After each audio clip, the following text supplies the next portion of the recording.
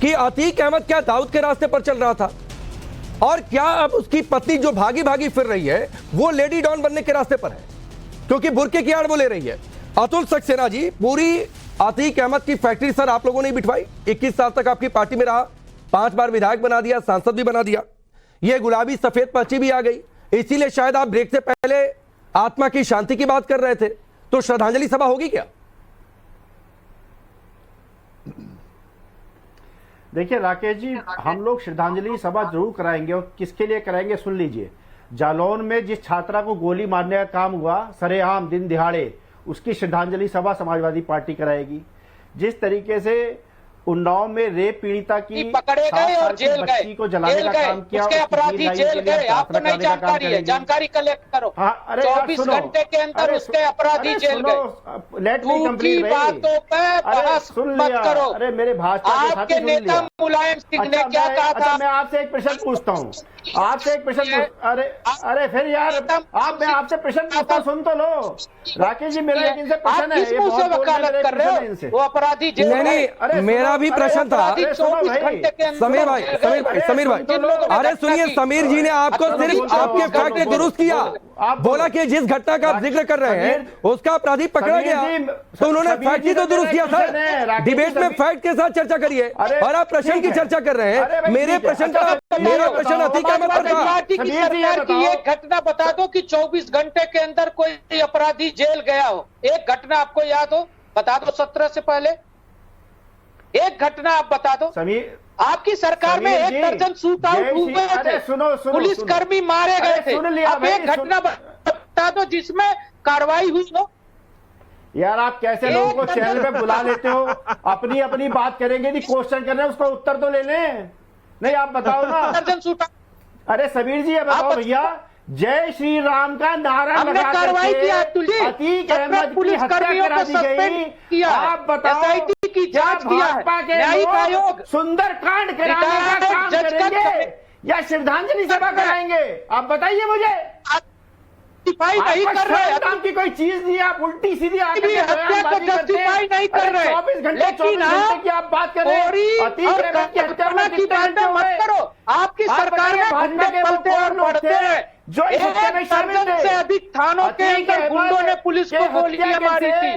Police को tractor से लेकर और जिप्सी की गाड़ी में घुमाते थे। ठीक है, मैं आता हूँ। नहीं सर, ऐसे नहीं होगा कि दोनों लोग एक साथ बोलेंगे। समीर जी और अतुल सक्सेना, आप लोग शांत होइए। अतुल सक्सेना शांत होइए। अतुल सक्सेना, थोड़ी देर पहले मैं आपको यही बात समझा रहा था कि जब समीर सिंह बोल रहे थे तो उनको शांति से सुन लीजिए, तब तो आप लगातार बीच में बोल रहे थे, और आप बार बार प्रश्न की बात कर रहे हैं। मेरा प्रश्न अतीक अहमद को लेकर था। सवाल आपने मेरे से किया था, मैं उत्तर दे। मैंने तभी सवाल समीर सिंह से किया था, और आप बीच में कूद पड़े थे जब मुझे आपको कहना पड़ा था कि शांत हो जाइए, नहीं तो आवाज डाउन करवाऊंगा। मैं तो फिर मैं पूछ रहा हूं सर, अतुल सक्सेना, मैं फिर सवाल रिपीट कर रहा हूं सर, मैं आगे बढ़ूंगा। किसी की नहीं, सुनिए अतुल सक्सेना सर, प्लीज इधर उधर मत जाइए, मैं बिल्कुल डिबेट डिरेल नहीं होने दूंगा। अतुल सक्सेना सुनिए, अतुल सक्सेना सुनिए, हमने ऑडियो टेप दिया। अरे सुनिए ना सर, अतुल सक्सेना सुनिए। आवाज कम कराने का आपके हाथ में, नहीं, एनकाउंटर करने का रिमोट योगी जी के हाथ में। और किसी आदमी को माफिया, सुनिए, और किसी आदमी को माफिया बना देने का रिमोट आपके हाथ में है, जो अतीक अहमद को माफिया बना दिया, गुंडा बना दिया, अपराधी बना दिया, और आज आप उसकी आत्मा की शांति की बात कर रहे हैं। ठीक है, मैं आगे बढ़ता हूँ। ठीक है, अवधेश जी आपको निराशा होगी, ये तमाम बातें करेंगे, तरफदारी करेंगे, लेकिन कोई श्रद्धांजलि सभा नहीं, कोई श्रद्धांजलि सभा नहीं, कोई श्रद्धांजलि सभा नहीं। मुझे निराशा नहीं होगी, क्योंकि मैं जानता हूँ कि ये कैरेक्टर है इस समय समाजवादी पार्टी का ही नहीं, बाकी जो बुद्धिजीवी जहाँ बैठे हैं उनका ये कैरेक्टर है, तो मुझे क्यों निराशा होगी?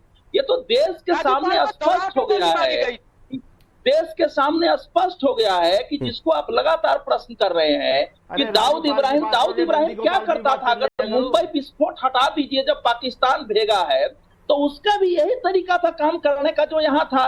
उत्तर प्रदेश में कोई एक प्रोजेक्ट बिल्डिंग का, अपार्टमेंट का, रोड का नहीं है जिसमें अतीक अहमद ने उन सबसे पैसे नहीं लिए। जो करोड़ों में कैश पैसे आते थे वो रखे कहाँ जाते थे? अभी तो जांच हो रही है।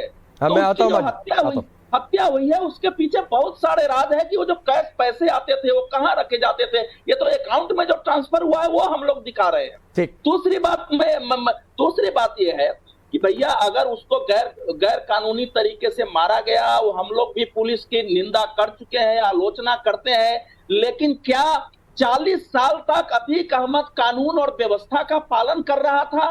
क्या उस समय के जो शासन थे अतीक को कानून और व्यवस्था के तहत कानून का पालन कर रहा था और उसके तहत वो सारे माफिया और अपराधी कर रहा था? तो इस समय जो सपोर्ट आप कर रहे हो, मैं तो देश की जनता टाइम्स नाउ के माध्यम से, नवभारत के माध्यम से उत्तर प्रदेश की जनता देख रही है कि किस तरह से इतने बड़े माफिया का, जिसने सैकड़ों महिलाओं को का अपहरण किया होगा, बलात्कार कराया होगा, उसके बेटे की कथा आ रही है जिसने हत्याएं की, और जो नेता, अरे वो अपने बेटे को कहता है ये कोई डॉक्टर इंजीनियर नहीं बनेगा, उसे पैसा दे दो, यही होता था अतुल भाई।